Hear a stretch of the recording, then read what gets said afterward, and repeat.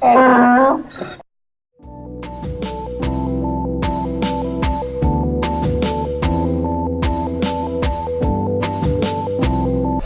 with all this talk about computers, we Yeah. have the Fall Creator Update coming out October 17th.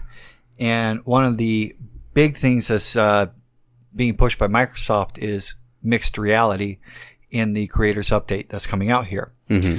Well, they held a big presentation on October 3rd, and they invited the press, and it wasn't open to the public, but they were talking about their mixed reality headsets that are going to be coming out. They're available for pre-order October 17th. And they finally are starting to get the lid off of a couple other things that are going to be out for it.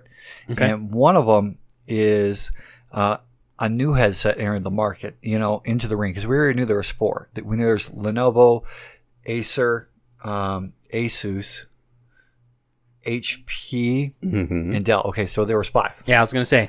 Five. And now Samsung has thrown theirs. And go, surprise! We've got one too. We made one too. Yeah. We're cool. I thought they made one before, didn't they?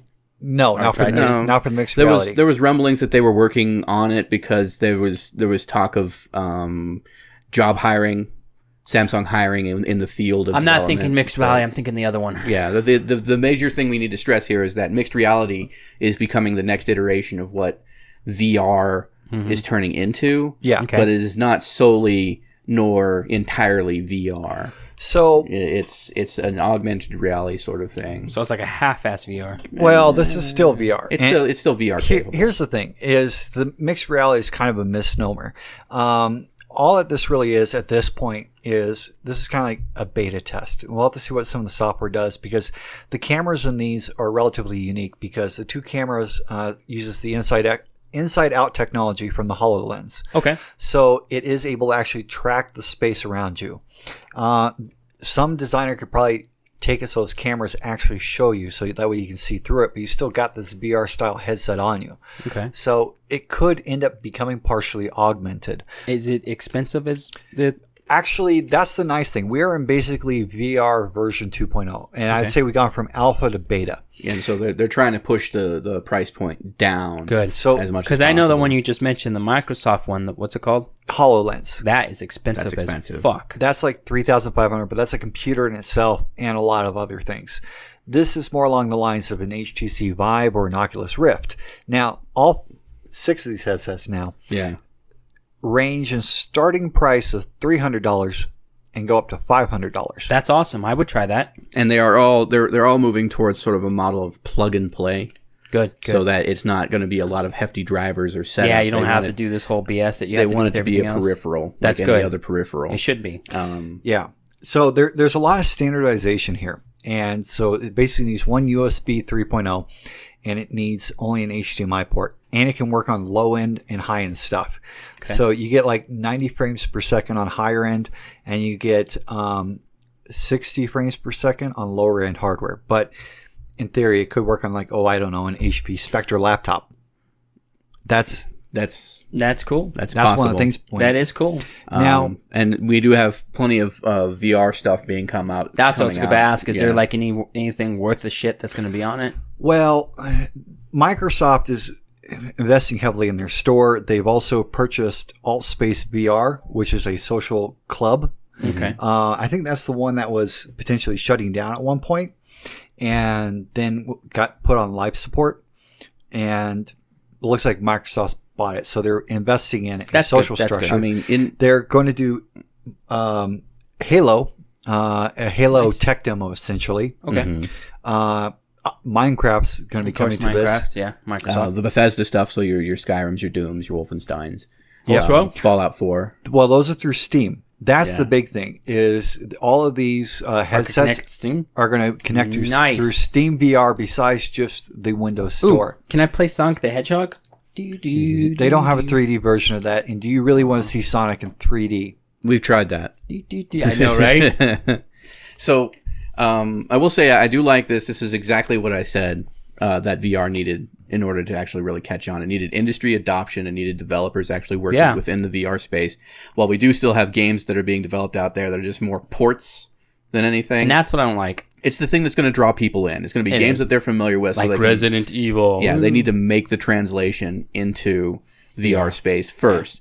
But once we actually do make that translation and people get used to how that operates, and we establish, what is too jarring, or, what kind of experience is optimal for people, that's when we'll move into more of the VR experiences and the other things that it can be utilized for. I'm thinking like stuff like ASMR and the things you saw in Lawnmower Man, flying, floating, falling, that kind of thing. You remember the game Zombies Ate My Neighbors? What if they make that into 3D and you have to go through all those levels? Oh, man. And just fight the giant baby at the end? There was like 200 levels, wasn't there? No, I think there's like 500. Oh, really? I thought there was like 500. So anyways. So my big thing with the headsets, because then we got the Samsung one in the mix. Yeah. All 4 or 5 of these other headsets, I mean, the Asus one's already kind of ridiculously priced.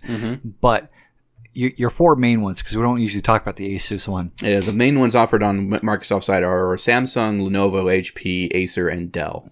Yeah. So the Asus one isn't even being pushed by Microsoft. Right. Without the headsets, or not just the headsets, not even without the motion trackers, I'm a little torn, because the difference is, the Samsung one, first off, right now they're saying you can only buy it as a bundle. So you can only buy it for the $500.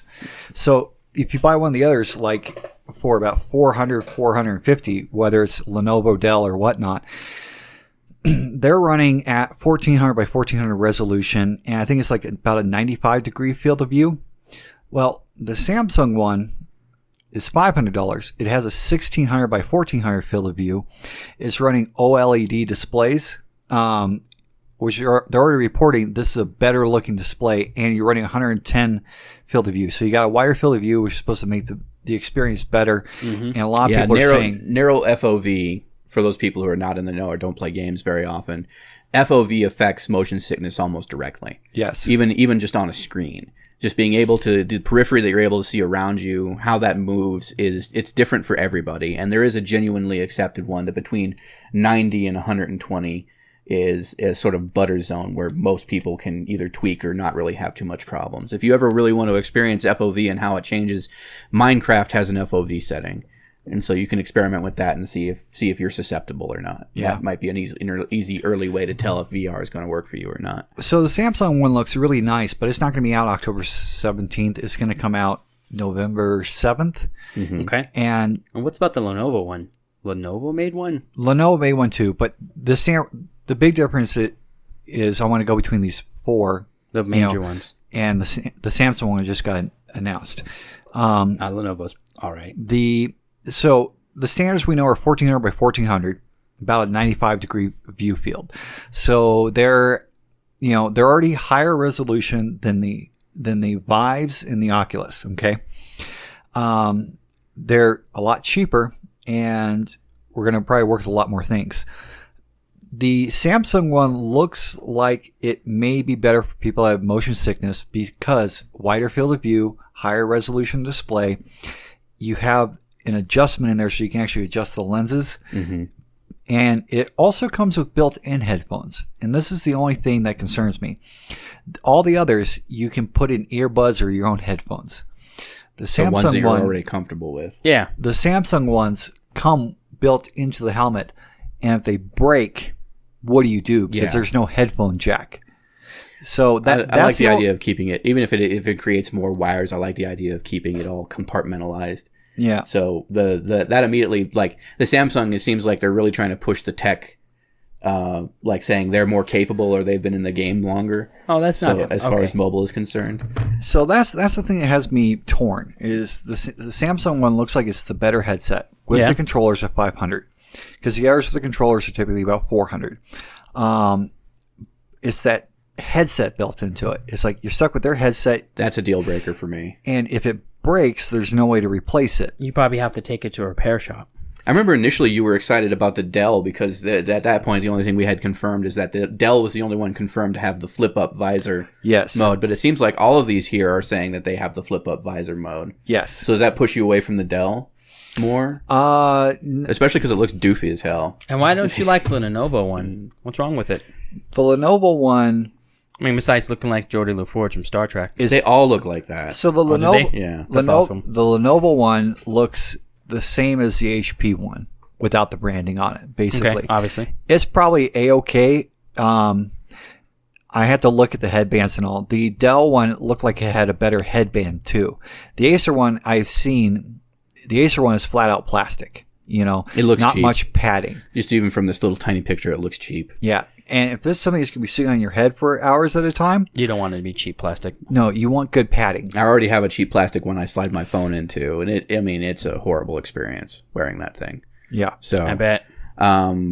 Of these, I have to say I'm a Lenovo fan above all else, so I'm with you. It was like, Lenovo's making something, let's take a look at what Lenovo's got.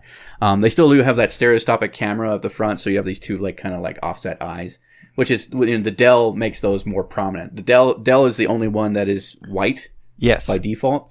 I always say never buy the white one because It's going to smudge. yeah, and they look get nasty. messy really fast. You can see all the dirt You can stains see all on the, it. yeah, you get it. I mean, piano black and white plastic are like my two most hated things in design choice, is because white is supposed to give you this sort of idea of clean and everything like that, but people don't take care of their stuff very often, and this is something you're going to touch pretty much every time you use it, so it's going to get finger scuzz on it and everything like that. Piano black absorbs fingerprints from across the room and dust just by waving it around, and so it's really a kind of a crapshoot. I do see the Lenovo does have some metallic notions to it, but it looks very matte otherwise, except for the pieces that have to be shiny, which are the motion controllers and the camera lenses that are there.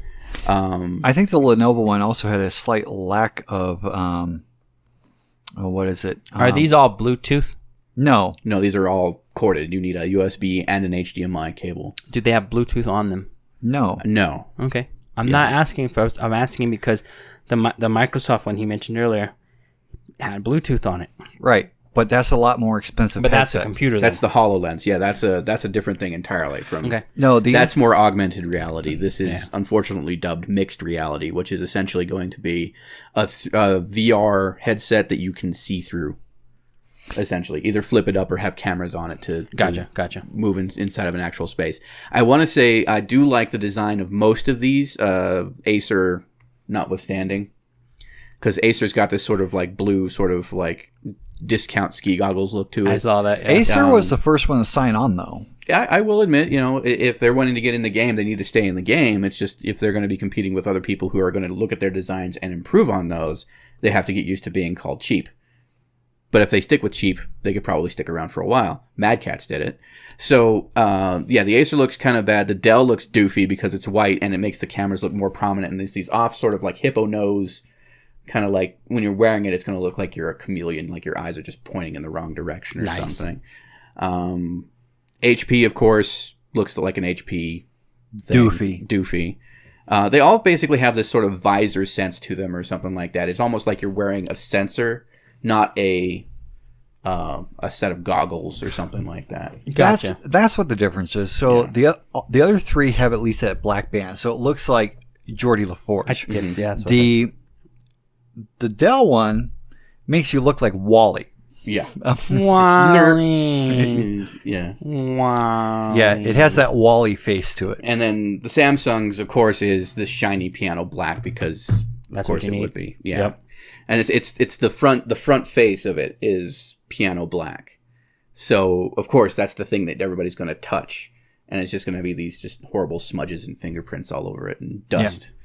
And I've seen people using regular headphones with these, and so it looks like putting the headphones over it is not going to be an issue. Or you could put other types on. It looks like that's going to be fine. I'm still kind of curious in actual practicality because I didn't see anybody with gaming headsets on, which is they have the on-ear cups and then they have the over-the-ear cups that usually gamers do. Mm-hmm. So I'm wondering what the difference is going to be there. I know a couple of these have headphone jacks built into them, and some of them have them on the bottom, some of them have them on the top. So if you use earbuds, it looks like the major one that they say, the major bullet point that they say in most of these is built-in audio out and microphone support through one 3.5 millimeter jack. Yeah. So if you have the stereo with a microphone kind of headset, it'll work through this device. as opposed to having it another wire hooked up to your computer. You can have it hooked up to the headset. That's good. So, I mean, they are trying to minimize the wires, but there are still wires necessary. There were talks of a couple of standalone devices. Most notably, Facebook was mentioning something at some point. HTC was mentioning something at some point about these devices, which were going to be standalone mobile-based VR headsets that are just designed wholly around being VR headsets, without needing a computer, without needing wires. Really. Hopefully. As far as other things mentioned here, it says inside-out tracking is really big for these headsets, which means no more, big cameras or sensors dotted around whatever play area you happen to be in. It's the device itself has gyroscopes and what have you in it. That's good. For the controllers. For the controllers and things. But there's been complaints because these are Microsoft controllers, so the first generation controller is always bad. You have to take it and deal with it. Yeah. And who knows, it might, spawn some sort of fan base and they'll bring it back like they're bringing back the Duke controller. Yeah. And go figure. So, I mean, this sounds interesting enough. If I had the kind of money that they're asking for, I'd probably pre-order the Lenovo one.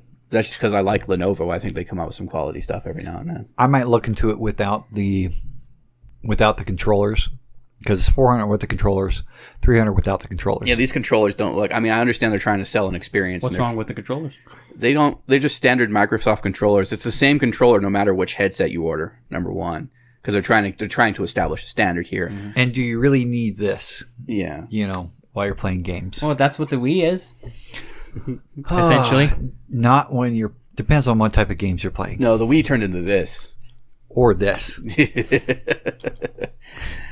So, for anybody out there in our audio, we're making hand jerking motions. Yeah, you can understand the jerking we're talking about here. Yeah. The major thing is with a lot of these games, especially the VR games that I've seen, they're designed more around like standard controller support. And so these controllers, while they're trying to establish some sort of standard motion control or something like that, they still have to work within the emulation of standard controller support. Yeah, and we won't know until the big AAA stuff starts to actually hit this holiday season. But this is industry adoption. Yeah, but I'm excited for it. Why? Because Picasso wasn't black? No. Because Picasso... fucking... He did not see that one coming. Fucking troll.